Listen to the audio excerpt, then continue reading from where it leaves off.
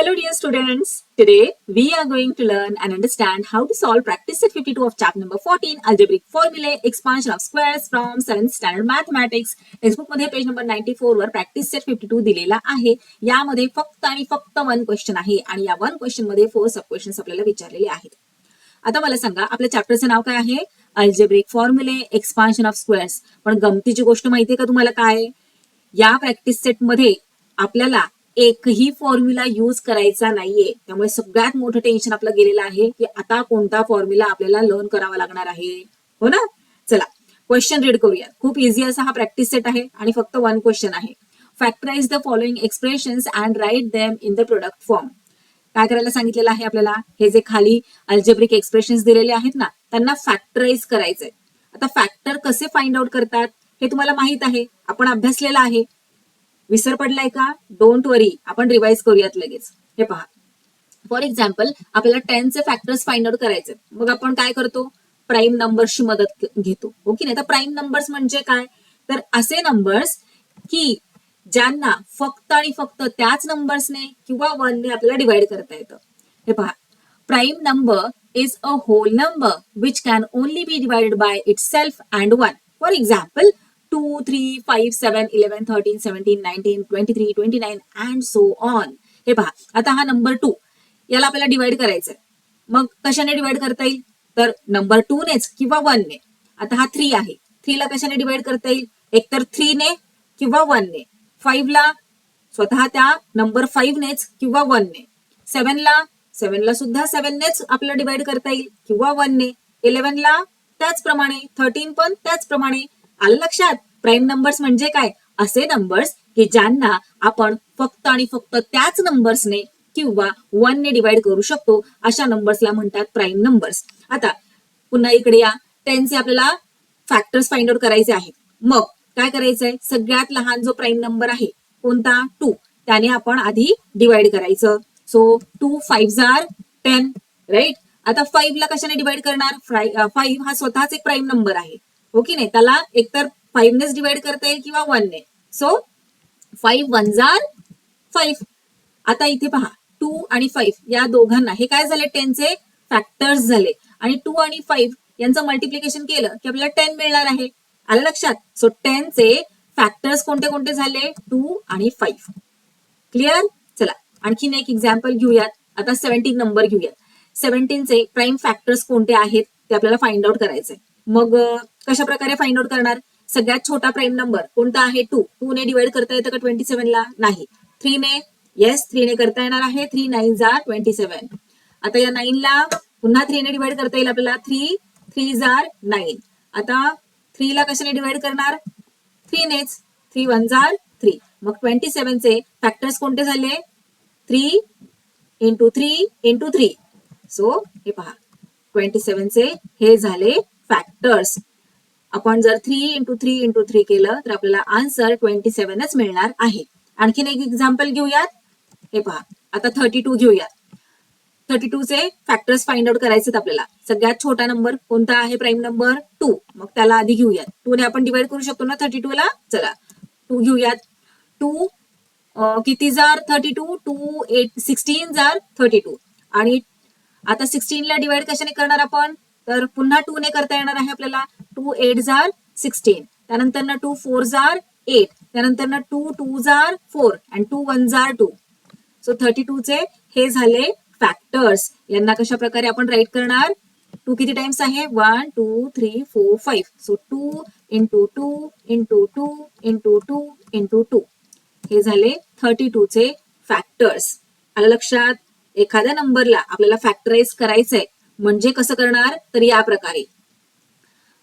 आता हे पहा, आपल्याला हे जे क्वेश्चन्स दिलेले आहेत त्या क्वेश्चन्स मध्ये होल नंबर्स आहेत का फॅक्टर्स करायला? नाही. काय दिलेलं आहे? अल्जेब्रिक एक्सप्रेशन्स दिलेले आहेत. मग यांना आपल्याला फॅक्टराइज करायचंय.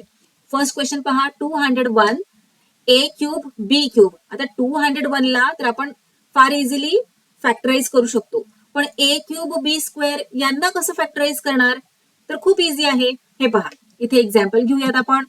एक्स स्क्वेअर याला फॅक्टराइज करायचे. याचे फॅक्टर्स कोणते आहेत? तर कशा प्रकारे राईट करणार?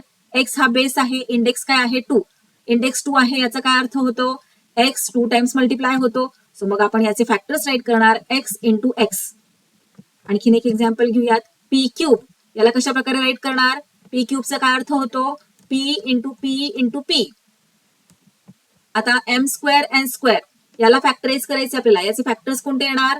तर हे पहा, एम चा इंडेक्स आहे 2 आणि एन चा आहे 2. सो एम 2 टाइम्स मल्टिप्लाय होणार आणि एन 2 टाइम्स मल्टिप्लाय होणार. So M into M into N into N. आणखी एक लास्ट एक्झाम्पल घेऊयात. 27xr cube. आता याला कसं फॅक्टराइज करणार? हे पहा, 27 चे फॅक्टर्स तर ऑलरेडी आपण इथे काढलेले आहेत. मग ते राईट करूयात. 3 इंटू 3 इंटू 3. ओके. आता एक्स 1 टाइम आहे, इंडेक्स काहीच नाहीये. So into X. आर क्यूबचा काय अर्थ होतो? आर 3 टाइम्स मल्टिप्लाय होणार. So R into R into R. हे झाले 27xr क्यूबचे फॅक्टर्स. इझी आहे की नाही? चला सॉल्व्ह करायला घेऊयात. फर्स्ट क्वेश्चन आहे 201 ए क्यूब बी क्यूब. आता 201 चे आपल्याला फॅक्टर्स फाइंड आउट करावे लागतील. सो 201 इथे राईट केलं. आता युनिट प्लेसवर 1 आहे म्हटल्यावर सगळ्यात छोटा प्राईम नंबर 2 ने आपण डिवाइड नाही करू शकत. मग त्यानंतर येतो 3 ने करू शकतो का? Let's try. हे पहा, 3 6 आर 18. 20 मधून 18 सबट्रॅक्ट केल्यानंतर 2 रिमेनिंग राहतो. मग 2 1 किती झाला? 21.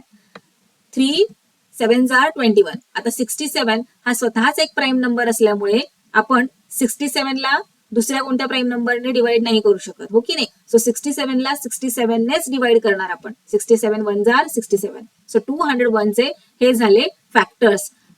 सो 201 च्या जागी राईट करूयात 3 इंटू 67. So 3 into 67. आता ए क्यूब आहे. ए क्यूब म्हणजे ए किती टाइम्स मल्टिप्लाय झालाय? 3 times. So A into A into a. त्यानंतर ना बी स्क्वेअर म्हटल्यावर बी इंटू बी.